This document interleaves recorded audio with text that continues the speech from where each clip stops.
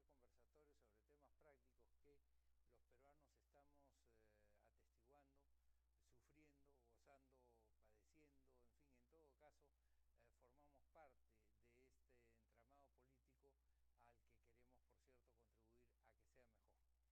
Sin embargo, hoy día no nos toca hablar de uno de los temas de los que podemos alegrarnos, sino al contrario, de los que tenemos que lamentarnos que estén sucediendo y más bien plantear soluciones para que esto no acontezca, para que esto no suceda, para que esto no pase. Como todos sabemos, el Congreso de la República desde 1992, que fue atropellado por Fujimori y sus secuaces, y luego cuando instauraron su denominado Congreso Constituyente Democrático en 1993, y luego su Congreso de 1995, el 2000, el del 2001, luego de la fuga al Japón de Fujimori y su renuncia por fax, según él, a la presidencia del Perú, y los siguientes congresos que no se atrevieron a cambiar la Constitución ni a modificar las bases de la organización política del país, aceptando como válidos los presupuestos que había fijado la dictadura, digamos, han ido de mal en peor. Los peruanos no nos encontramos cómodos con ese Congreso. Las críticas y eventualmente más actuales, las posiciones o las posibilidades que los peruanos quieren que tengamos de cambiar el estilo de Congreso, y además no solamente ese estilo de Congreso, sino además los personajes que están en el Congreso. Y cuando hablamos de los personajes que están en el Congreso, hablamos también de los partidos que están en el Congreso. Sin embargo, desde el año 2016, los partidos que están en el Congreso, a la conclusión ya prácticamente del periodo de Humala, se dieron una se dictaron una ley en la cual aumentaron el número de firmas para que quienes no estaban en un partido político registrado, es decir, ni en el APRA, ni en Acción Popular, ni en el PPC, ni en el Partido Nacionalista, ni en Fuerza Popular, ni en ninguno de los partidos que estaban registrados, que conformaban el Congreso o que no conformaban el Congreso, pero que habían tenido ya acceso al derecho a la participación política, cerraban el círculo e impedían, por ejemplo, que partidos de jóvenes o partidos nuevos pudieran ingresar al sistema político para tratar precisamente de cambiar aquello con lo cual el país está descontento.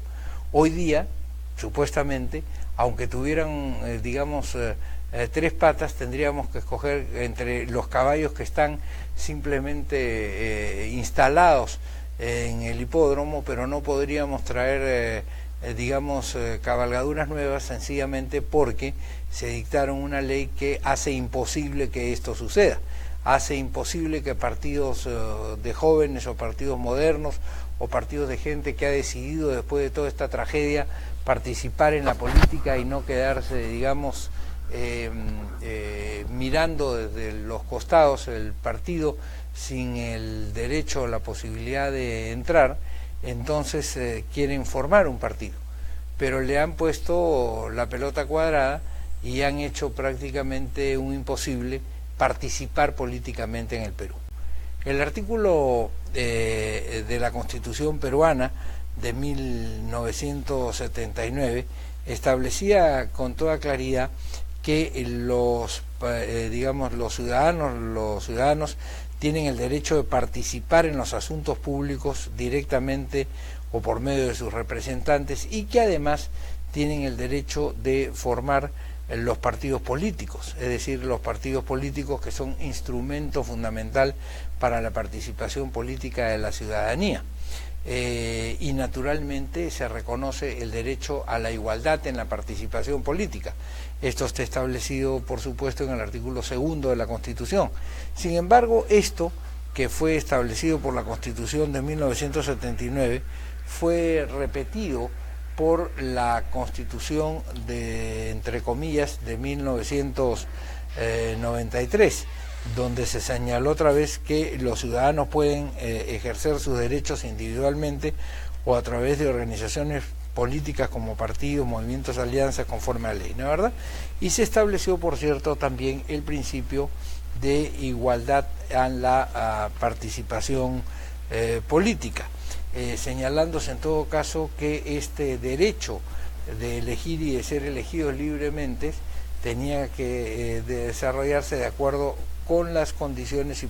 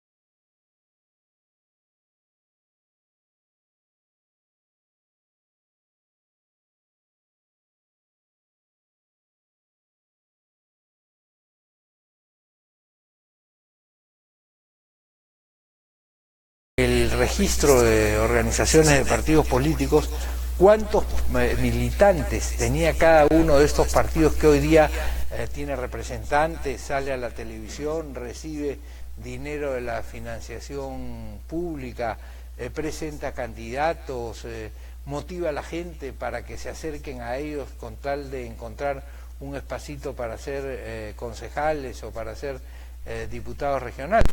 Y nos dimos con una sorpresa verdaderamente espeluznante por lo tenebroso que es que un grupo de gente que no alcanza ni siquiera las condiciones que le pide a los demás, pretenda que nadie se sume a ese conjunto, digamos, de instituciones que pueden influir sobre la marcha del Perú con cantidades absolutamente ridículas como las que les voy a decir en este momento.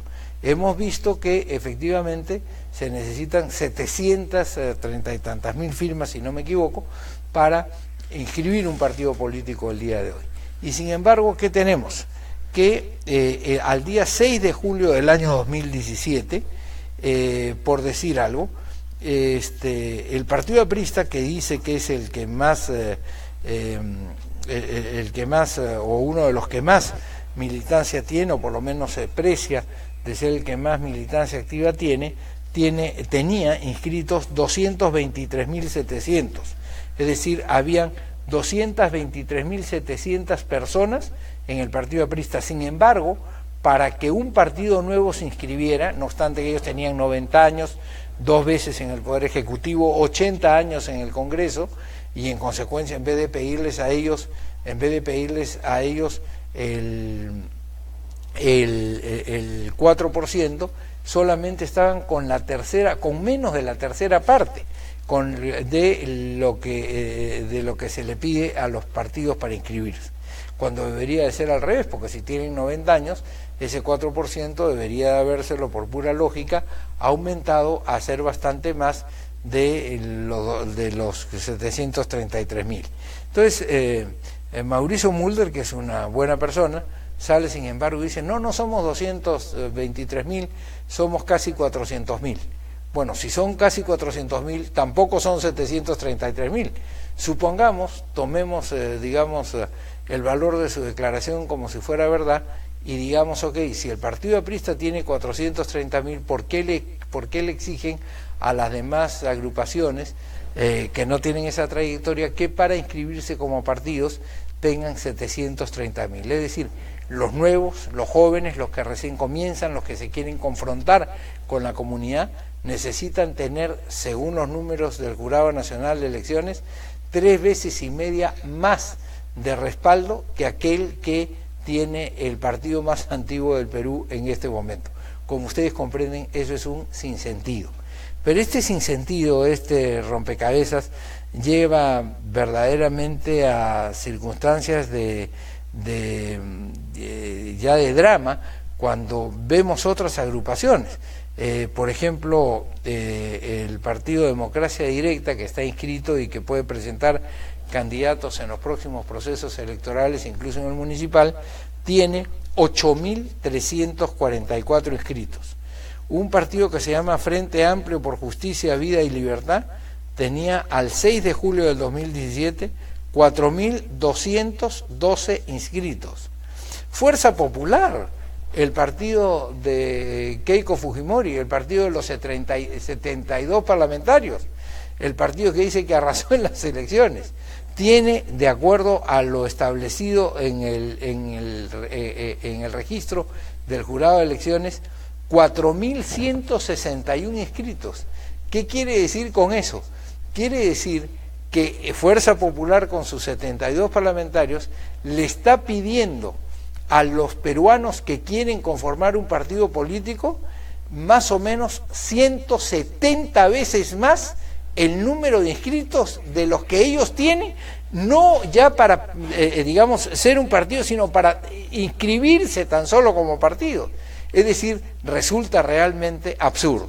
Es decir, para gobernar el país, para cogobernar el país, para dirigir el Parlamento, para dictar leyes, se necesitan 4.161 inscritos.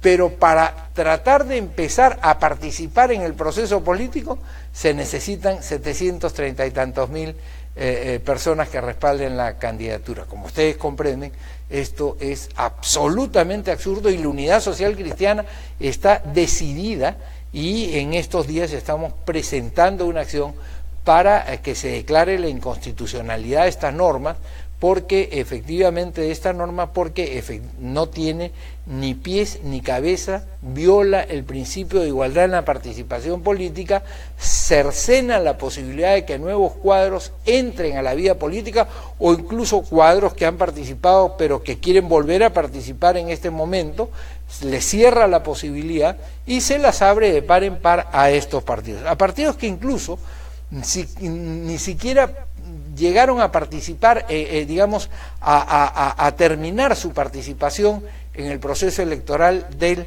2016, que se retiraron y, por cierto, no alcanzaron, no se cotejaron con la valla electoral, que es el rasero que vale para poder determinar si un partido o de un grupo de gente que quiere hacer política tiene o no tiene respaldo, porque es en la elección donde efectivamente se coteja el plan, el programa, la doctrina con la voluntad popular, y se decide si efectivamente por parte del pueblo quiere que siga ese partido o no quiere que siga ese partido. Si saca menos del 5%, el partido tendrá que volver a inscribirse y no accederá a ninguna banca en el Congreso de la República.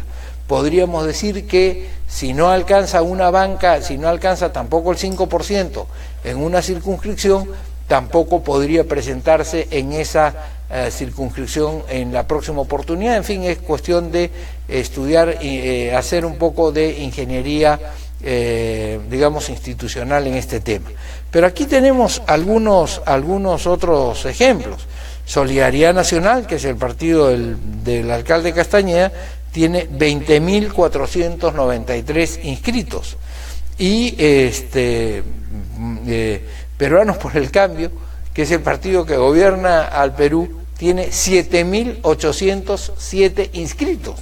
Es decir, le está pidiendo a los peruanos que quieren conformar partido para justamente ser una alternativa frente al fujimorismo, frente al aprismo, frente al populismo, que en este momento está en el Congreso y contra el cual, y con el cual no hay satisfacción. Se le están pidiendo 100 veces más de lo que ellos tienen. Como ustedes comprenden, esto viola no solamente ya el principio de igualdad en la participación política, sino el principio de razonabilidad. No tiene lógica. Cuando las cosas no tienen lógica, no pueden convertirse en derecho, porque como decía Aristóteles hace 2500 años, el derecho no es otra cosa que la razón sin apetitos. Y evidentemente no existe ninguna razón ni ninguna posibilidad de entender que esto tiene una lógica de pensamiento, si es que al final de cuentas nosotros le damos esta posibilidad a quienes están inscritos, quienes tienen presencia permanente en los medios, quienes tienen a sus líderes todos los días entrevistados en las radios, que tengan 180 veces más o 180 veces menos militantes o simpatizantes que aquellos que le exigen al partido que recién comienza y que por lo tanto recién está en el proceso de darse a conocer y no tiene toda esa parafernalia ni todo ese respaldo que tienen los partidos inscritos. Esto es un absurdo, y esto ustedes lo pueden confrontar directamente por entrando a la página del registro de organizaciones políticas. Nosotros hemos entrado con fecha 17 de agosto del 2017 y los últimos datos actualizados que registra el jurado de elecciones son del 6 de julio del 2017. Como ven ustedes, esto difiere bastante de la supuesta saturación que hay de partidos políticos. Pero hay otro tema que es igualmente absurdo y que tampoco tiene ninguna lógica ni ninguna razón, porque, como decía Rudolf von Jhering, que era uno de los grandes juristas de fines del siglo XIX, siempre existe lo que se llama un fin en el derecho. Cuando se dicta una norma, esa norma apunta a que tenga un fin. y efectivamente ese fin es el que hay que escudriñar para ver si se encarna, si se engarza, si digamos, se enclava con el tema de la participación y del valor que queremos nosotros en el Perú, ¿no es verdad? Lo que está sucediendo hoy día, digamos, con este tipo de normas y con las que vamos a ver, es la perpetuación de la ineficiencia, del espíritu de cuerpo malentendido y de la eventual corrupción que hay en muchas organizaciones y que no han sido debidamente afrontadas por el Parlamento, porque no basta con dictar penas draconianas, menos aún cuando se habla de penas que están proscritas por la Convención Americana de Derechos Humanos, es decir, no sé qué estamos discutiendo cuando eso es imposible eventualmente cambiarlo dentro de un país civilizado del hemisferio occidental, pero sí, digamos, se cambia, digamos, con otro tipo de normas o de promoción o de sanción que no siempre tienen que ser, porque aquí no se les ocurre más cosas que decir más años de cárcel, más años de cárcel, más años de cárcel, y frente a todo eso nunca hay una solución, digamos, real para resolver los problemas del país y de la representación. ¿Y cuál es ese otro tema? Ya no solamente el número de firmas, que resulta realmente absurdo, sino que además se exige que quien ha firmado por un partido no pueda firmar por otro partido. Es decir, si quien ha firmado para dar la posibilidad de que un partido se inscriba, no puede firmar para también dar la posibilidad de que otro partido se inscriba. Esto no tiene ningún sentido. Y no tiene ningún sentido, ¿por qué? Porque usted, mi querido televidente, ¿qué es lo que está, digamos, pretendiendo cuando usted firma por un partido político? ¿Está diciendo yo voy necesariamente a votar por ese partido político? Si eso estuviera diciendo, todos los partidos habrían sacado 4% en las últimas elecciones, porque como hay 23 partidos, entonces todos habrían votado por su partido y tendríamos un empate en 4% en todo el territorio nacional, ¿no es verdad? O sea, ese no es el sentido.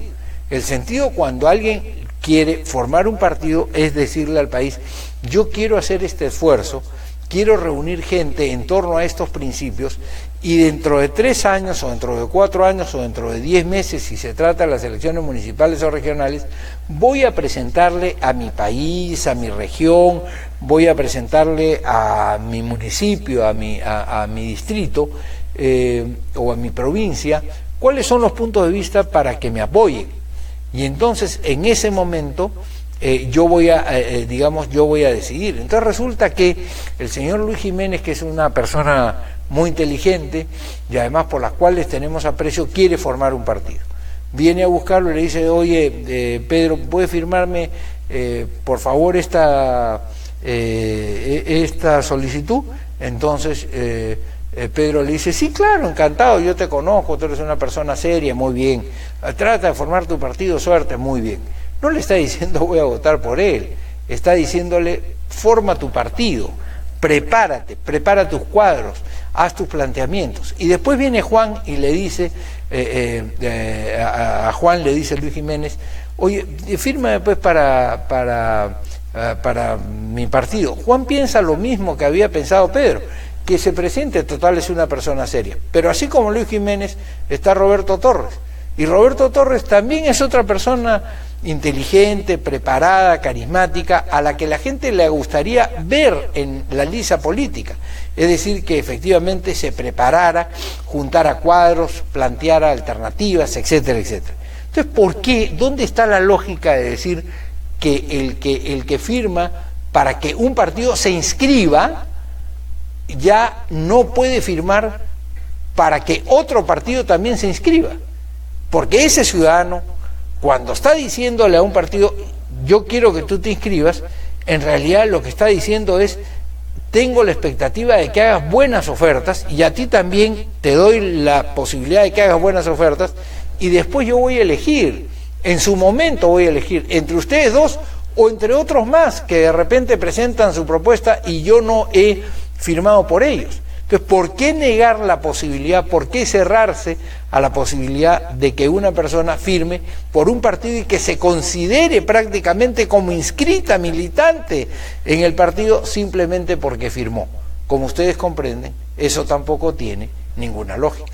Sin embargo, está en las leyes electorales del Perú y, por cierto, bien cautelada, bien con candado por parte de este Congreso, porque aquí hablan de reformas verdaderamente episódicas o epidérmicas, pero no hablan de reformas necesarias para cambiar el sistema político y acabar con este sistema de ineficiencia y de corrupción que existe y que está instalado en el sistema político, lamentablemente, ¿no es verdad? Entonces, fíjense ustedes cómo estos dos puntos son muy importantes y tienen que cambiarse. Es decir, ¿por qué yo tengo que establecer que porque firmo por un partido, digamos, ya no puedo firmar por otro? Eso tiene que borrarse, esa suerte de criba que hace el jurado o la RENIEC, no, fulanito de tal firmó por tal partido y ya no puede firmar por otro. No tiene ninguna lógica. Y yo demando a los representantes de la nación en este momento, los que fueron elegidos en el año 2016, a que cambien esas normas. Porque yo no veo, ya que ellos, me imagino yo, se sentirán muy importantes y además muy representativos, no veo ninguna razón para que puedan temer la presencia de nuevos grupos, la presencia de nuevas organizaciones que puedan contender en ese proceso y efectivamente puedan mostrarle al país alternativas y cuadros diferentes a los que ellos en este momento tienen. Ese es un tema central, es un tema muy importante, digamos. O sea, ¿por qué poner que solamente se puede firmar por una sola agrupación?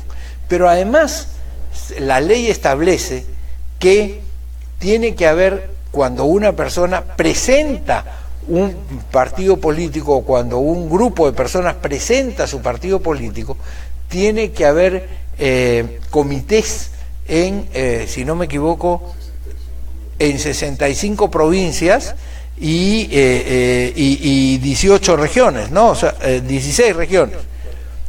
No, es las 2/3 partes de las regiones y la mitad de las provincias, si no me equivoco. Pues muy bien. Entonces, la pregunta es, ustedes, yo no sé de dónde viven, de repente viven en Cascas, en La Libertad, o de repente viven en Contumazá, en Cajamarca, o de repente viven en Atalaya, en Ucayali, o de repente viven, no sé, en Chuquibamba, en Arequipa. Yo quisiera que ustedes se contesten, ¿cuántos comités han visto de Perú Patria Segura, que era Cambio 90, o sea que es de los partidos que se inscribió con 40.000 firmas, ¿no es verdad? Y que según este registro tiene 20.358 firmas. ¿Conocen el comité de Perú Patria Segura en Cascas? ¿Lo conocen en Ascope? ¿Lo conocen en Ferreñafe? ¿Lo conocen? Bueno, no nos vamos tan lejos. ¿Lo conocen en Huacho? ¿Lo conocen en Chincha? No es verdad. Entonces, ¿cómo pueden pedir toda esta cantidad de requisitos a quienes recién están comenzando y ellos que ya tienen toda una trayectoria y que precisamente por haber estado participando en el Parlamento tendrían que tener una base social permanente? No los tienen ni de casualidad.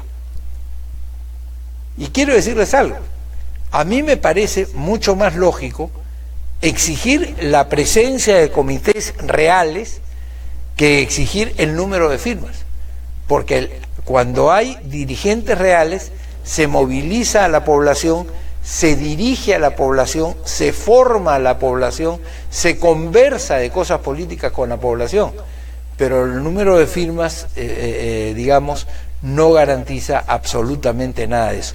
Pero ni las firmas, como estamos viendo, ni el número de comités están presentes en los partidos que quieren cerrarle el paso al resto de ciudadanos que quiere participar en la política. Esto es absurdo, es inconstitucional, viola el principio de igualdad en la participación política y es algo en lo cual los peruanos no solamente tenemos que protestar, sino tenemos que dar pasos activos, por ejemplo, reunir 5.000 firmas para acabar con esta norma que resulta ser totalmente inconstitucional.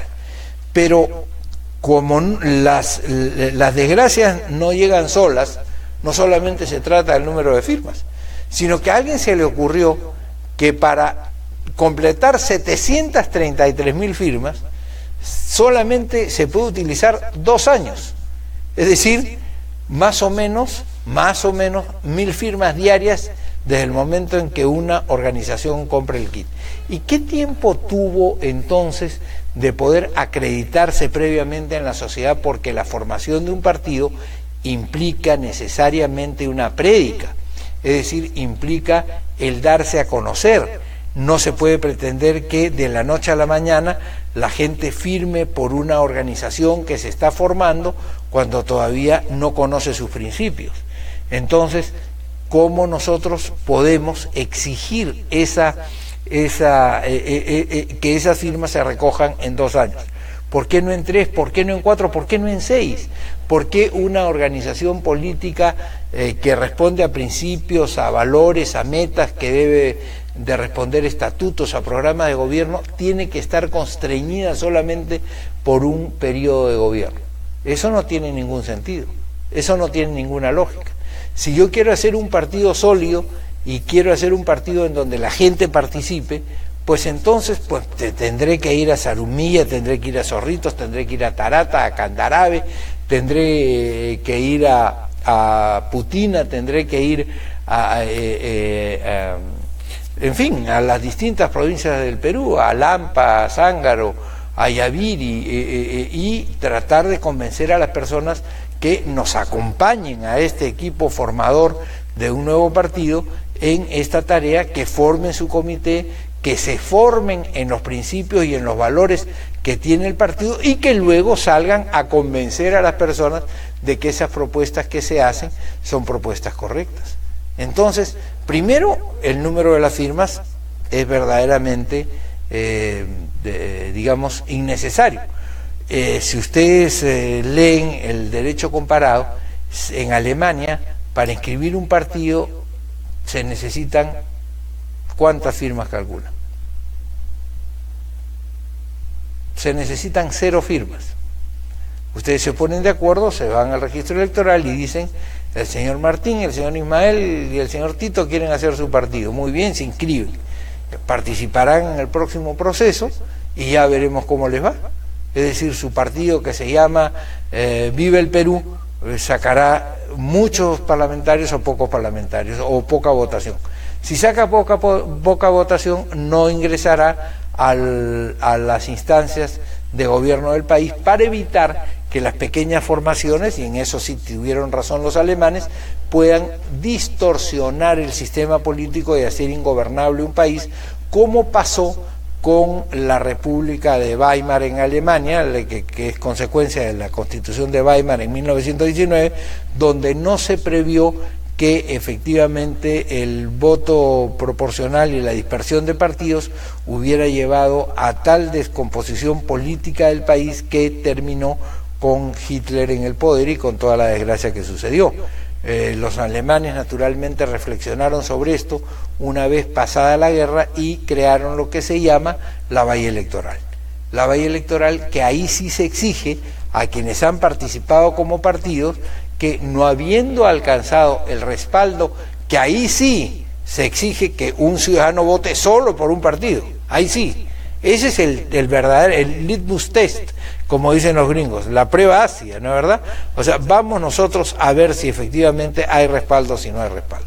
Si no hay respaldo, entonces dejas de participar en el proceso político. Si hay respaldo, entonces naturalmente continúas participando en el proceso político.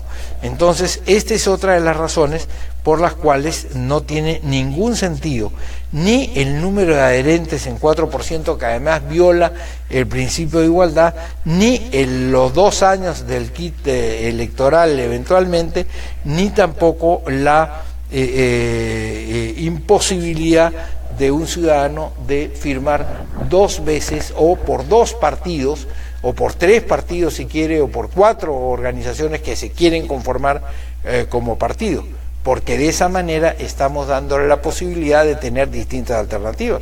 Yo quiero escuchar qué es lo que dicen los socialistas, quiero escuchar qué es lo que dicen los liberales, quiero escuchar qué es lo que dicen los neoliberales, quiero escuchar qué es lo que le dicen socialcristianos, y en consecuencia pues démosles la oportunidad de que se presenten. Y después de que se presenten decidiremos el día de la elección.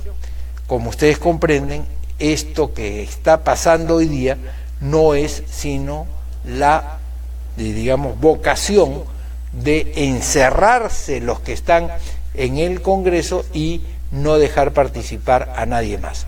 Quiero decirles que esta ley además se pasó en la agonía del gobierno de Humala, y entonces muchos de los partidos que estaban inscritos y que ya estaban participando en el proceso electoral se dieron esta ley porque tenían votos en este Congreso para beneficiarse, porque además dijeron que los partidos que ya estaban inscritos no necesitaban participar y que si no participaban no perdían, digamos, su inscripción electoral, sino que iban a estar todavía por 2 periodos más vigentes, aun cuando no participaran en el siguiente.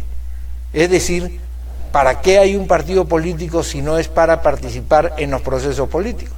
El partido político se forma para guiar a la sociedad y para participar en el proceso de poder.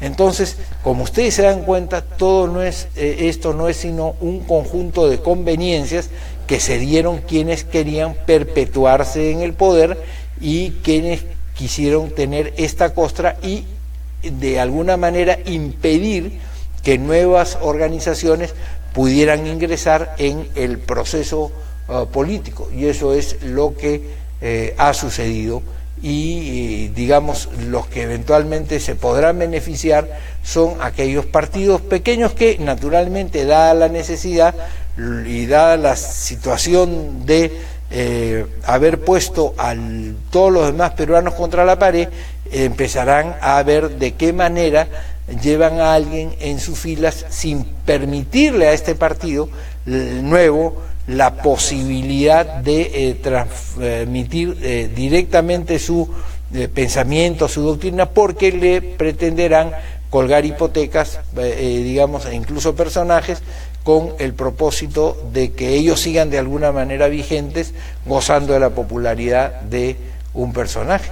Entonces todo esto tiene que ser pues rechazado por la comunidad, y nosotros quienes estamos en la vida política tenemos que actuar digamos para que esto no suceda, ¿no es verdad? Hay algunas intervenciones de algunas personas. Juan Gonre nos dice: no es posible que el Congreso quiera aprobar una ley para eliminar a varios candidatos municipales con la excusa de fortalecer a los partidos. Se deben fortalecer, pero la intención de ellos es diferente. Dice: ¿cómo podemos fortalecer los partidos de manera que sea sostenible a largo plazo para evitar que un solo pequeño grupo participe? Pues precisamente abriendo la posibilidad de que los jóvenes, de que la gente nueva que quiere participar con nuevas ideas, o los que quieren participar aunque no sean jóvenes con nuevas ideas o con nuevas organizaciones, habiendo recogido las experiencias de lo que ha sucedido en el pasado, puedan plantearse ante la población como opción. Y por supuesto, si no tienen ninguna representación, pues nadie votará por ellos y se acabó. Eso no le va a hacer mayor daño al país. Lo que sí hay que acabar es con el voto preferencial, pero ese ya es otro tema. El voto preferencial es otro tema que ha distorsionado el sistema político. ¿Por qué? Porque fíjense ustedes, cuando hay voto preferencial, pónganse ustedes en la capital de la República, en Lima, que tiene 36 representantes. Supongamos que hay los 24 partidos, incluso los que tienen 8.000, 7.000, 20.000, 26.000, etcétera, 35.000, lo que sea, lo que fuere. Ya, eso cada uno va a tener 36 representantes. Entonces ustedes van a tener aparte de las 23 campañas para la presidencia, van a tener en el próximo proceso electoral 23 por 36 campañas individuales. Si hacemos un cálculo, no sé cuánto sale, 36 por 20 sale 720, o sea, deben ser más o menos 800 campañas que van a tener que soportar en el próximo proceso electoral. Entonces, no es una buena ingeniería electoral eliminar la posibilidad de partidos. Lo que hay que eliminar es las candidaturas dentro de los partidos que al final de cuentas terminan debilitando los partidos y confundiendo a la población. Este es un tema. Después nos escribe Jorge Antonio Cruz Pinillos y nos dice, correcto, dice doctor, inconstitucionalidad de todas formas, hay que avanzar con las firmas y la Unidad Social Cristiana debe presentar las firmas y los jóvenes deben tener presencia en la reforma política. Es prioritario, nos dice, para salvar al país. Efectivamente, eso es prioritario para salvar al país, porque ya nos dimos cuenta que con esto que hay no vamos a mejorar, porque no mejoramos hace 25 años, porque quien vino a dar el golpe dijo que iba a mejorar el país.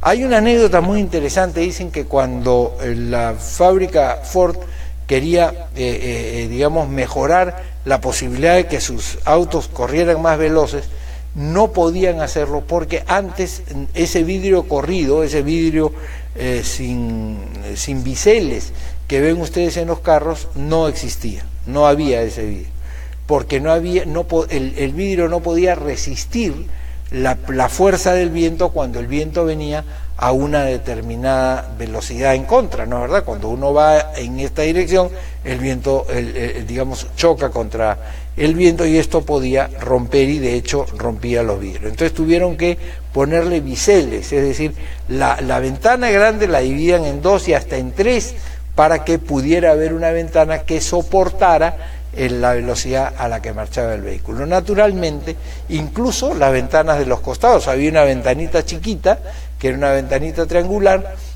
tanto adelante como atrás, que impedía que efectivamente se rompieran las lunas. Entonces, se contrata a los mejores científicos de la época del mundo, pues me imagino yo, por el poder económico que tenía la Ford Motor Company, y resulta que los encierran, pasan 3, 4 años y no dan con el resultado.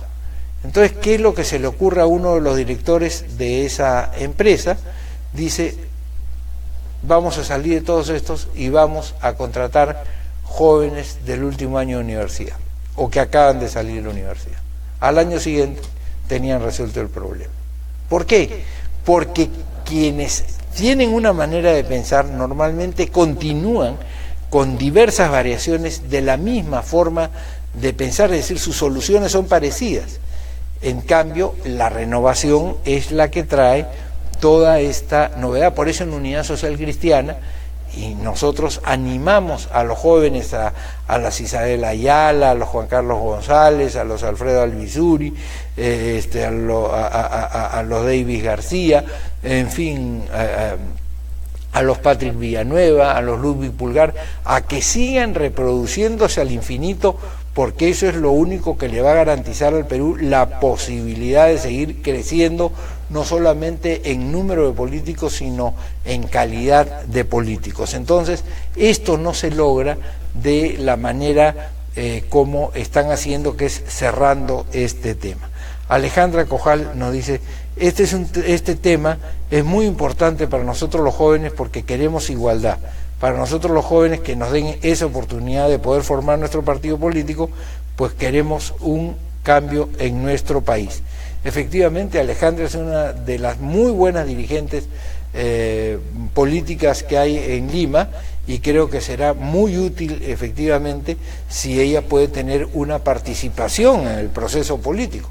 Pero claro, con las leyes tal como están ahora, los jóvenes tienen el derecho cero de participar políticamente en un proceso de una manera decidida y sobre todo importante. Y este es un tema importante. Hay alguna persona que se llama Enrique Casós, me imagino, que dice, ¿ya fuiste Borea? Sí, efectivamente puede ser que ahí haya sido.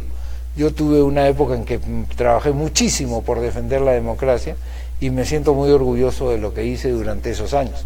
Pero hoy día, precisamente porque soy consciente de que toca la etapa de la renovación, estamos formando una organización con Enrique Peramás, con David Torres, con gente joven que tiene toda la fuerza y toda la ejecutividad para llevar adelante la política, para que efectivamente ellos sí sean, para que sea Ludwig Bulgar, para que sean todos los nombres que les he mencionado hace un rato. De eso se trata la política. Y si fui o no fui, mi querido amigo Casós, lo tendrá que decir el público, no lo podrás decir tú naturalmente.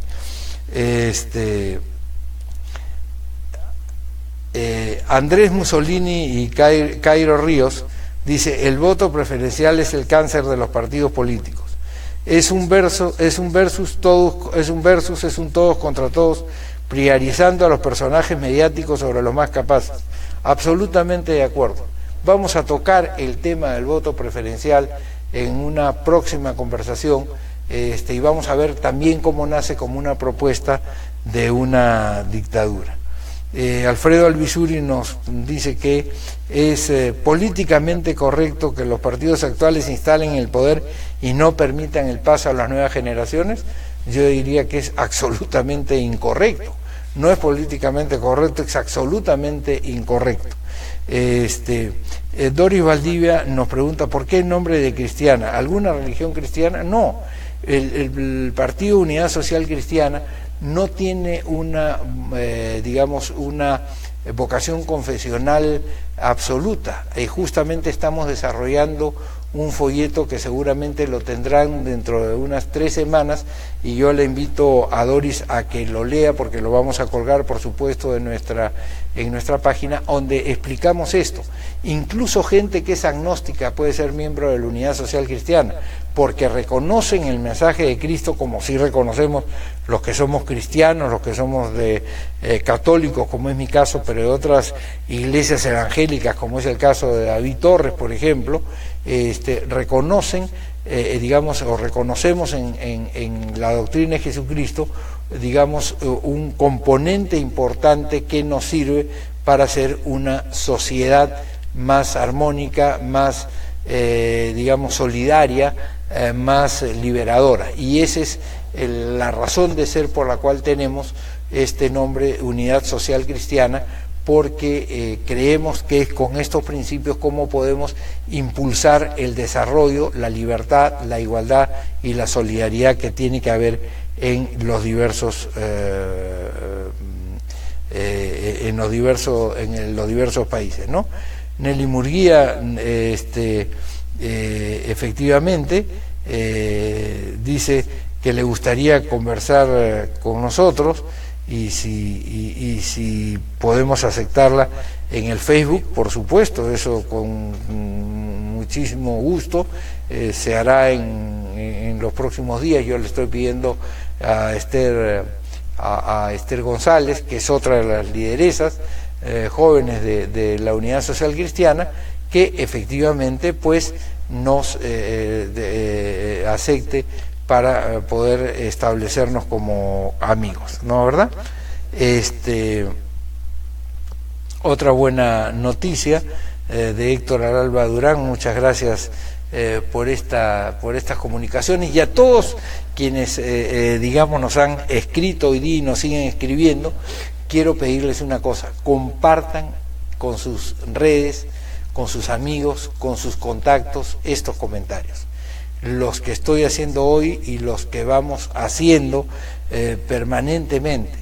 ¿Por qué? Porque eso nos permite multiplicar el mensaje y eventualmente hacer conciencia en la población. Las cosas no cambian si nosotros no hacemos cosas distintas a las que normalmente hacíamos. Como decía Einstein, si quieres que las cosas cambien, no puedes seguir haciendo lo mismo. Entonces yo les voy a proponer una pequeña cosita que puede significar una revolución en mensajes como el que ustedes escuchan de la Unidad Social Cristiana. Cada vez que lo vean entrar en un mensaje, que vean entrar un mensaje en su correo, en su Facebook, compártanlo con sus amigos. Cuando vean algún mensaje de la Unidad Social Cristiana, alguna lectura propuesta de la Unidad Social Cristiana, pues adelante, compártanlo, porque eso hará posible que la gente pueda seguir cavilando, reflexionando, pensando acerca de estos temas que le planteamos desde este partido político en formación, preocupado, por cierto, porque nos han puesto la cancha inclinada.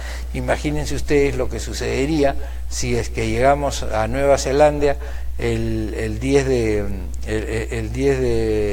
noviembre, casi el próximo viernes, y resulta que cuando entramos al estadio la cancha está así, y entonces acá juega Nueva Zelanda y acá juega el Perú. Naturalmente, eso es lo que está haciendo el Congreso. Está poniendo para los demás equipos, le está poniendo la cancha inclinada en su contra. Y contra eso tenemos que vencer. No hay otra forma. Y eso se hace explicándole a la población estos hechos y convenciéndola de la injusticia. Y en la medida en que ustedes efectivamente nos ayudan con el compartir, naturalmente vamos a tener un mayor y un mejor alcance. Yo quiero agradecerles a todos ustedes que nos siguen en los conversatorios de la Unidad Social Cristiana, y quiero decirles que estoy muy contento de poder tomar contacto con ustedes, por ahora cada 2 semanas, pero ya dentro de poco cada semana. Todos los miércoles, hoy día estamos haciendo los jueves, porque ayer fue feriado y los jóvenes del partido, ellos, consideraron que era mejor pasarlo a este día jueves. Pero ustedes compártanlo todos los días de estas semanas y estoy seguro que vamos a tener mucha gente que efectivamente, como nos lo sugería José Antonio Cruz, vamos a sacar esas 5.000 firmas que se necesitan para pedir la inconstitucionalidad de esta ley. Nosotros actuamos contra todas estas dificultades, pero siempre con mucha fe en el Perú. Así actuamos desde la Unidad Social Cristiana. Muchas gracias, que tengan una linda semana y que, por cierto, el próximo viernes esperamos, el Perú venza a Nueva Zelanda y nos dé también una alegría en lo deportivo que bastante falta nos hace. Muchas gracias.